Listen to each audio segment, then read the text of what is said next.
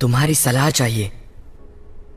अब आप लोग ने भी देखा होगा बेन 10 की मैंने बहुत सारे वीडियोस बना के हमेशा से आप लोग के काफी सारे डाउट्स को सॉल्व किया है, पर बेन 10 शो के अंदर ऐसे काफी सारे स्ट्रेंज थिंग्स है जिनको कभी भी ये लोग ने क्लेरिफाई नहीं किया है। तो इसलिए मैंने सोचा कि आज की इस वीडियो में आप लोगों को टॉप 5 बेन 10 के ऐसी स्ट्रेंज थिंग्स के ऊपर बताऊं जो कि अब रहस्य बन के रह गई है, जिनको कभी भी ये लोग ने क्लेरिफाई नहीं किया। और ये जितनी भी इवेंट्स जो कि एक रहस्य बन के रह चुकी, इनकी कोई भी ऑफिशियल थियरी एग्जिस्ट नहीं करती। हाँ, कुछ फैनमेड थियरीज एग्जिस्ट करती है जिसके बारे में हम लोग इस वीडियो में डिस्कस नहीं करने वाले, क्योंकि वो फैनमेड थियरी है, वो सही भी हो सकती है, गलत भी हो सकती है, इसलिए उन पे हम लोग बात नहीं करने वाले। और इस वीडियो के थ्रू मैं आप लोग के भी कुछ ओपिनियंस और फीडबैक लूंगा जिनको मैं अपने नेक्स्ट वीडियो में भी कवर करूंगा, इसके पार्ट 2 के। और वो मैं कैसे लूंगा वो जानने के लिए पूरा वीडियो का एंड तक देखना। तो चलिए बेन 10 के अंदर कुछ ऐसे ही राज के बारे में जानते हैं।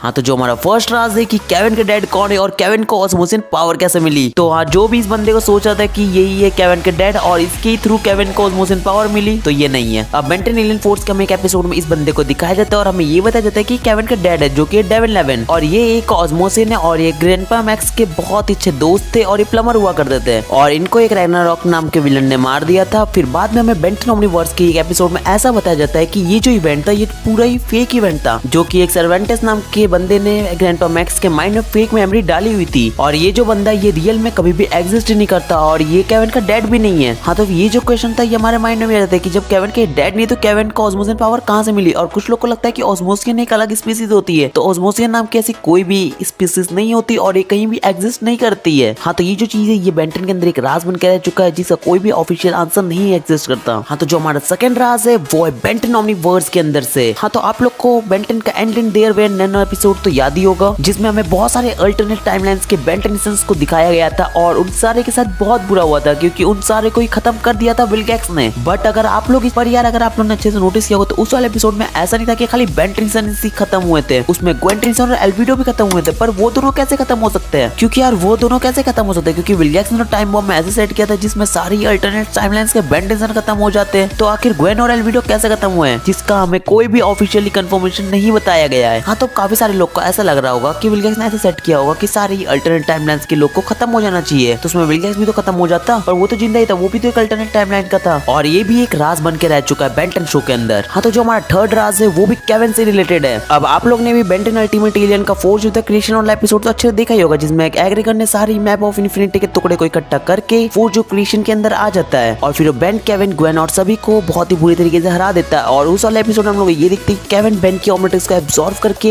एग्रीगर को रोकता है। हाँ, तो फिर आप लोग ने भी उस वाले एपिसोड में एक चीज तो नोटिस किया होगा, जब केविन बेन 10 की ऑमेटिक्स को एब्जॉर्ब करता है और फिर वो जब एग्रीगर से फाइट करता है और एग्रीगर की जब पावर एब्जॉर्ब कर लेता है और फिर वो आउट ऑफ कंट्रोल हो जाता है और वो बेबी लिनक्स की पावर एब्जॉर्ब करने जा रहा होता है, तभी बेन और ग्वेन आके रोक लेते केविन को, तो बेबी लिनक्स की पावर को एब्जॉर्ब नहीं करता। हाँ, तो फिर आप लोगों ने नोटिस किया होगा कि केविन और ग्वेन को तो वहां से प्रोफेसर पैराडॉक्स लेके चल जाते हैं, बट वहां से केविन कैसे निकला बाहर? क्योंकि यार फोर्ज ऑफ क्रिएशन के अंदर कोई भी अंदर बाहर तो कर नहीं सकता, तो आखिर केविन वहां से कैसे निकला? हाँ, तो ये जो चीज इसका कोई भी ऑफिशियल थियरी एग्जिस्ट नहीं करता और इस चीज को हमें क्लियर नहीं किया गया है क्या कि केविन वहां से बाहर कैसे निकला, क्योंकि यार पैराडॉक्स ने इस बात को खुद ही कहा था, मैप ऑफ इन्फिनिटी के बिना उस तक नहीं पहुंच सकते।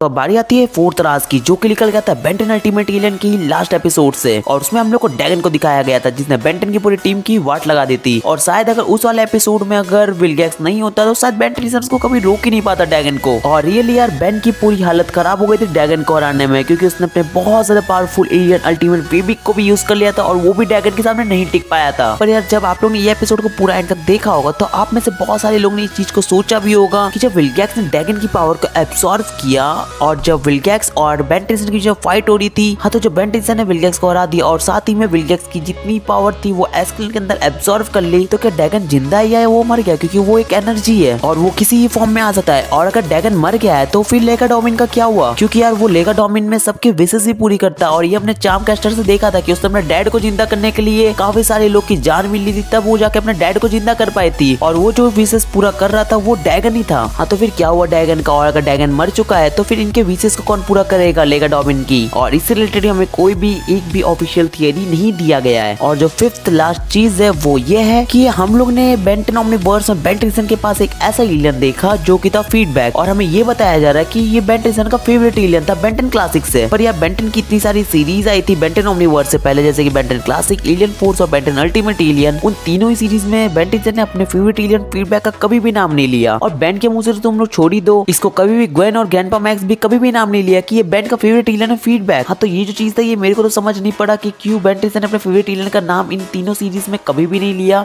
और अचानक से ये लोग ने बेंटन ओमनीवर्स में फीडबैक नाम के एक एलियन को ले आए। और जो बेन ने ओमनीट्रिक्स 5 साल पहनना छोड़ दिया था वो भी इसी रीजन की वजह से पता चला था, और ये बात हमें बेंटन ओमनीवर्स में पता चल रही है। और ये जो चीज था ये मेरे को लगता है बेंटन एलियन फोर्स में ये लोग को बता देना चाहिए फीडबैक बेंटन का फेवरेट एलियन है। हाँ, बेन ने नहीं बताया क्योंकि वो काफी ज्यादा डिप्रेस था, क्योंकि उसने उस रीजन की वजह से ओमनीट्रिक्स फेंका था। हाँ, फेंका नहीं था, मतलब यूज करना बंद कर दिया था। पर यार बेंटन शो के अंदर से बहुत सारे कैरेक्टर्स जो कि बता सकते थे, ग्वेन, ग्रैंडपा मैक्स और एजमथ ही बता सकता था, पर यार उनने कभी चीज को क्लियर किया बेंटन ओमनीवर्स में। और ये जो फीडबैक वाला सीन था इससे खाली मैं ही नहीं, ऐसे बहुत सारे बेंटन फैंस जो जानना चाहते थे पर बेंटन वालों ने कभी भी क्लियर नहीं किया। तो यही थे टॉप 5 कुछ ऐसे राज जो कि बेंटन शो के अंदर एक अब रहस्य बनकर रह चुके हैं। तो इस वीडियो में आप लोग को यही चाहता हूँ कि आपका इसमें क्या ओपिनियन है, आप लोग मुझे जाओ कमेंट सेक्शन में कमेंट करके बताओ कि आपको क्या लगता है। जैसे कि मैंने आप लोग को वीडियो के स्टार्टिंग बताया था कि मैं कुछ लोग को हाईलाइट भी करूंगा, तो वो कैसे करूंगा, आप लोग इन 5 में से अपनी थियरी देनी है, जिसकी मेरे को सबसे बेस्ट थियरी लगेगी उसको मैं इसके नेक्स्ट पार्ट 2 में हाईलाइट करूंगा। हाँ, तो अब ऐसा नहीं कि आप लोग इसमें बहुत सारी रिसर्च करना है, आपको बस इसमें अपने फ्रेंड थियरी को ड्रॉप करना है। मैं देखना चाहता हूँ कि आपका इसमें क्या ओपिनियन है। हाँ, तो ये 5 में से आप लोग को कौन सी स्ट्रेंज थिंग पसंद आई, उनमें से किसी एक का भी जाके कमेंट ड्रॉप करना कमेंट सेक्शन में। और अगर ये वीडियो पसंद आई तो वीडियो को एक लाइक करना। और मैंने ये सोचा कि इस वीडियो में कुछ यूनिक करते हैं, क्योंकि सारे वीडियो में मैं ही आप लोग बताता हूँ, तो इस वीडियो में कुछ आप लोग से ही पूछना बनता है यार। और ऐसे ही बेंटन की वीडियोस देखने के लिए चैनल को सब्सक्राइब कर सकते हो, क्योंकि आप लोग इस चैनल पर ऐसे ही बेंटन की वीडियोस देखने को मिलेगी, तो इसलिए सब्सक्राइब करके बेल आइकन को ऑन कर लेना। तो चलिए मिलते हैं नेक्स्ट किसी एक और नई अमेजिंग सी वीडियो में। Bye bye guys.